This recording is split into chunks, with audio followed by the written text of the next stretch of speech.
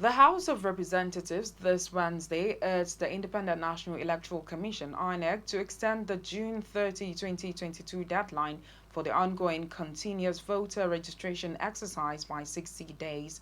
The resolution followed a motion sponsored by Benjamin Kalu, representing Bende Federal Constituency of Abia State. The extension is to enable more eligible Nigerians to register and obtain their permanent voter card (PVC) that will enable them to exercise their voting rights in the 2023 general elections. To this end, the House has mandated its Committee on Electoral Matters to engage with INEC leadership to examine and proffer solutions to the shortage of registration machines and manpower in some states. The committee is to also request INEC to deploy an additional 30 voter registration machines in each of the 774 local government areas, train and deploy ad hoc staff to improve the shortage of manpower at the various registration centers, and provide security for the ad hoc staff. The committee is to report back within 2 weeks for further legislative action. Recall that in April 2022, INEC had declared that about 42% of the voter registrations recorded since the commencement of the CVR on June 28, 2021 were invalid, with about 20 million unclaimed PVCs. With only days to the June 18, 2022 governorship election in Ekiti State, the National Association of Nigerian Students (NANS) has advised students and youths in the state not to allow themselves to be used by politicians to cause violence before, during, and after the election. This piece of advice from the students' body is coming on the heels of repeated clashes between supporters of some of the political parties taking part in the election, believed to be crucial to the ruling All Progressives Congress (APC), the main opposition People's Democratic Party (PDP), and the Social Democratic Party (SDP). Members of the Action Democratic Party were attacked in Ado-Ekiti while holding a political meeting in the state capital. In reaction to this, stakeholders including the National Association of Nigerian Students have warned students in Ekiti State not to allow politicians use them as agents of destruction during the governorship poll. We are calling on all the teeming Nigerian students in Ekiti State to shun violence on the day of election. We are calling on all the students to make sure that they don't allow themselves to be used as a political tools, because we are all, some of us are all indigenous of this state. And after the election, we are going to see ourselves. Ekiti State, we should pursue peace. Ekiti State, if you know you have anything to offer, please don't engage in thuggery. Don't engage in anything that can foster crisis. Don't join anybody to kill anybody. No man's blood worth your position. ADP governorship candidate in Ekiti, Kemi Libute, has also accused intolerant politicians of the attacks. Were virtually running for their lives. Hundreds of people were wounded.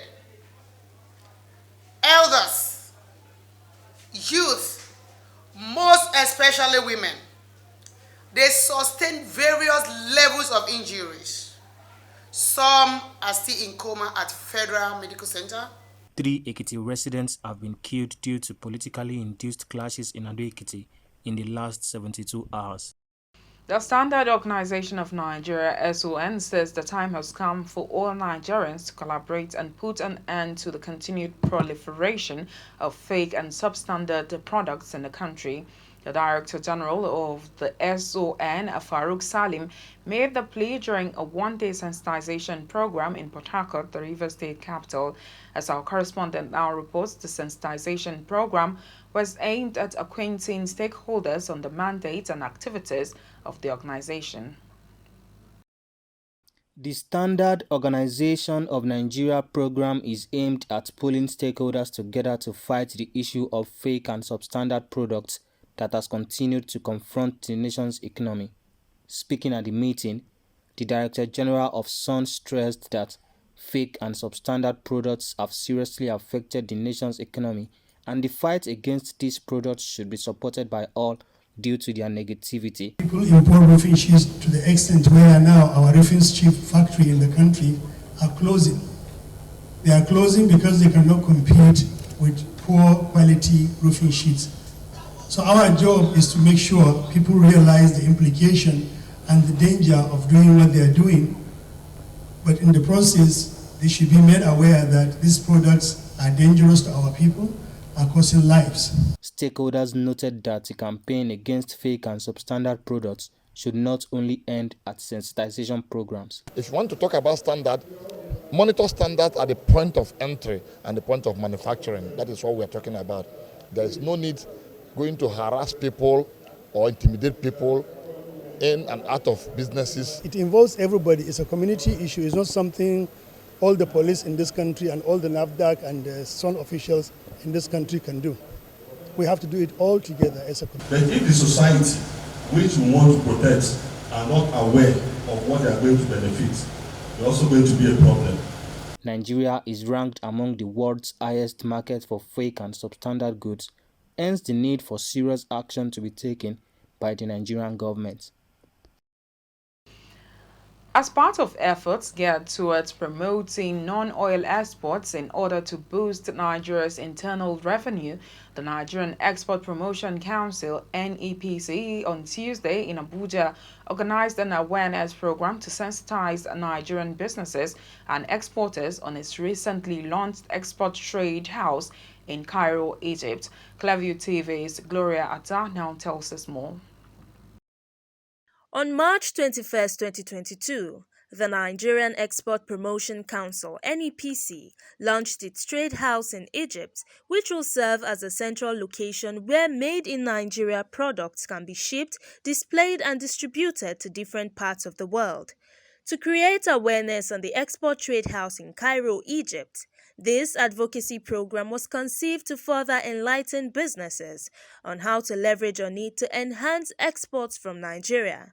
Addressing the participants, the NEPC's Chief Executive Officer, Ezra Yakusak, said the council is working towards establishing trade houses in other countries across the globe to attract more foreign exchange earnings into the Nigerian economy. It's the first that we're trying to do, we've taken off.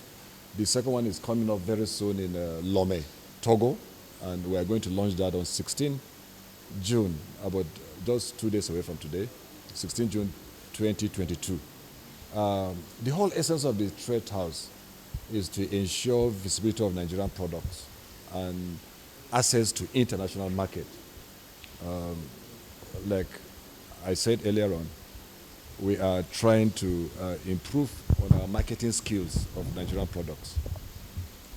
Our target really is to ensure that our exports, our products, the volume is increased by no less than 40%. Now, if you translate that to figures, you know it's a huge one, and so that's what we're doing. And we cannot achieve that except people are aware of what is happening. Also speaking, Gajwan Musalati, the CEO ABRIDGED company and the Egyptian partner of the NEPC, said Nigeria has the potential to take advantage of the huge market in Egypt and explains how this can be better achieved. Sir, the main benefit is that I've been in Nigeria most of my life. Now I am in Cairo. The idea of NEPC, they wanted my help to represent Nigerian products in Egypt, so that the goods that are being shipped are being paid for. There is no default in payment, and at the same time there is no default in quality. So the goods are actually inspected and they do not damage the reputation of the Nigerian commodities. The advocacy program tagged Leveraging on Export Trade House to boost exports from Nigeria featured an interactive session on possible issues bordering around the export trade houses, as well as the benefits to Nigerian exporting businesses and the overall Nigerian economy. Gloria Atta, reporting for Clearview Television. Nigerians have again been cautioned to stop the abuse and violence against older persons in the society. The Director General, National Senior Citizen Center, NSCC, Omokaro, gave the advice this Wednesday in Abuja as Nigeria for the first time joined the rest of the world to celebrate this year's World Elder Abuse Awareness Day. Clearview TV's Imefon Okon was there and now reports. World Elder Abuse Awareness Day is annually observed on 15 June. The day was launched at the United Nations by the World Health Organization and the International Network for the Prevention of Elder Abuse to draw attention to the impact of elder abuse. The day also seeks to highlight how such abuses are perpetrated and what can be done to combat them. At an event held to celebrate the day in Abuja, the Director General, National Senior Citizen Center, Omokaro, called on the World Health Organization, WHO, the National Agency for the Prevention of Trafficking in Persons, NAPTIP, the National Orientation Agency, NOAA, the Legal Aid Council of Nigeria, among other humanitarian agencies to join in the fight against the elderly in Nigeria. We speak for them, we think for them, we force them to do what we want them to do. Why? How can we stop the abuse? Institutionally, yes, include them in development, get them health care, regulate care, bring social program, everything that they need, and then train and empower members of society to know what to do. Other dignitaries who graced the occasion applauded the Nigerian government for recognizing the importance of caring for the elderly. They therefore appealed to the federal government to create a center for the elderly in the country. We talk about child abuse and the rest of them. But I must tell you that elder abuse is also a problem that lives with us. It's not just peculiar to us Nigerians. It is world over. In line with the implementation of this mandate and policies, strategies are developed to ensure carrying the senior citizens along and creating an enabling environment to discourage the abuses they are facing in every community. We all want to age and age well, and our objective at the Geriatric Association of Nigeria is that we improve the livelihood of Nigerians as they age. So it's not about what you start doing at 60, it's what you've been doing from when you were a child. So it's a lifelong approach, and again, I know that that's one of the domains that NSCC is looking at. We have examples that abound where elders have been abused. Some are abused for witchcraft, some are kicked out on the way when they're traveling. Their rights are definitely being trampled on. We Legal Council have promised, and we have the capacity to protect these rights anywhere in this country. Elder abuse can be physical, social, financial, psychological, or sexual in nature. It also includes mistreatment and neglect. According to the WHO, nearly 1 in 6 people over the age of 60 suffer from abuse, meaning that nearly 141 million people globally are affected. Imefon Okon reporting for Clearview Television.